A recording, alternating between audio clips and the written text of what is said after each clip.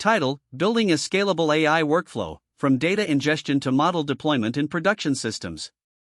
Introduction. Hello, everyone. Welcome back to our channel. Today, we are diving deep into the exciting world of artificial intelligence and machine learning. The theme of our discussion is building a scalable AI workflow, from data ingestion to model deployment in production systems. Whether you are a data scientist, a machine learning engineer, or just someone curious about how AI works, this video will provide valuable insights into creating a robust and scalable AI workflow that can handle the demands of real-world applications. So, let's get started. What is an AI workflow? Before we jump into the nitty-gritty, let's define what we mean by an AI workflow. An AI workflow is a structured process that encompasses various stages involved in developing an AI model, from gathering and processing data to deploying the model into a production environment. A well-defined workflow can help streamline the development process, reduce errors, and ensure that the model performs effectively at scale. Data ingestion. The first stage in any AI workflow is data ingestion. This is the process of collecting data from various sources, and it is a crucial step because the quality and quantity of data significantly affect the performance of the AI model. Data can come from multiple sources such as databases, web APIs, IoT devices, and even unstructured data from social media or documents. Ingesting data at scale requires a robust architecture. One popular approach is using data pipelines. Tools like Apache Kafka and Apache NiFi can help in orchestrating the flow of data from sources to storage. Data ingestion can be either batch or real-time. Batch ingestion involves collecting data over a specific period and processing it in one go, while real-time ingestion processes data as it comes in. Depending on your application, you can choose the method that best suits your needs. Next, you'll want to consider data storage solutions. The data needs to be stored in a way that it can be easily accessed and processed by machine learning algorithms. Data lakes and data warehouses are commonly used for this purpose. A data lake can store large volumes of unstructured data, making it flexible for various types of analysis. On the other hand, a data warehouse is structured for reporting and querying, offering faster access for analytics. Data pre-processing. Once the data is ingested, the next step is data pre-processing. This stage is crucial for cleaning and transforming the raw data into a format suitable for machine learning algorithms. Common pre-processing steps include removing duplicates, handling missing values, normalizing or scaling data, and encoding categorical variables. Automation in data pre-processing can save a lot of time and effort. Tools like Apache Airflow can help schedule and manage pre-processing tasks. Additionally, you can use libraries like Pandas and scikit-learn for data manipulation and pre-processing in Python. The goal here is to ensure that the data is clean, consistent, and usable. Feature engineering. Moving on to feature engineering, this is the process of selecting, modifying, or creating new features from the existing data that can improve the performance of your machine learning model. Features are the variables that the model uses to learn patterns and make predictions, so choosing the right features is critical. Feature engineering can involve techniques such as dimensionality reduction, where you reduce the number of features while preserving the essential information. Principal component analysis, PCA, is a popular method for this. You can also create new features through mathematical transformations, interactions, or aggregating existing features. Keep in mind that the success of your model largely depends on the quality of the features you provide. Therefore, thorough analysis and experimentation in this stage are essential. Model selection. Now that we have our data pre-processed and features engineered, we can move to model selection.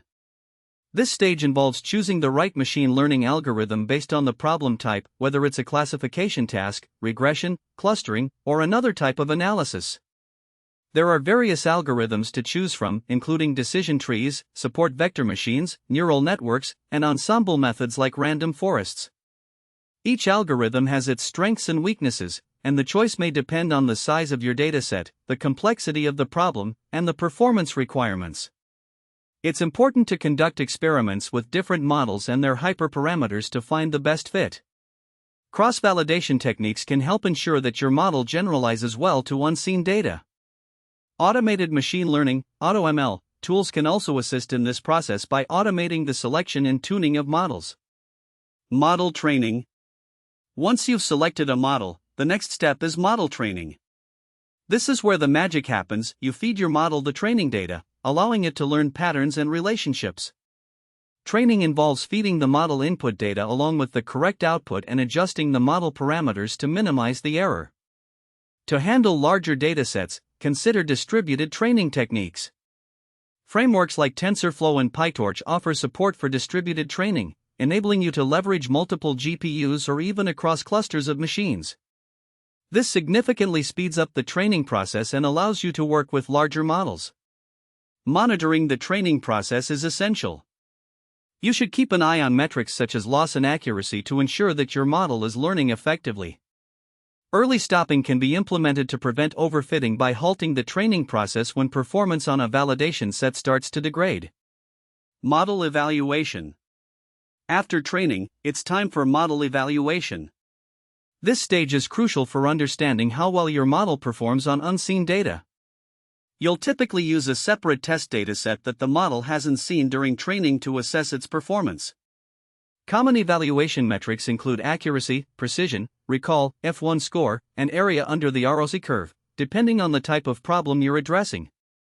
Consider using techniques like confusion matrices and ROC curves to visualize the model's performance. This can help in understanding where the model is succeeding and where it might be falling short, allowing for further refinements. Model deployment.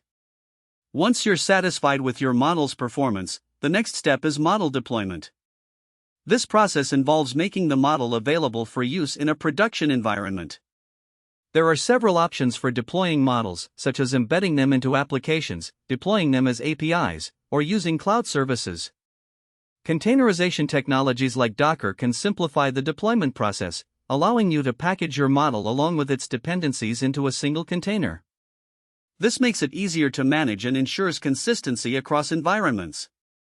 For production deployment, consider using orchestration tools such as Kubernetes. This enables you to scale your application as needed, manage resource allocation, and ensure high availability. Monitoring and maintenance. Once the model is deployed, monitoring its performance in production is essential. This involves tracking metrics such as inference latency, throughput, and model drift.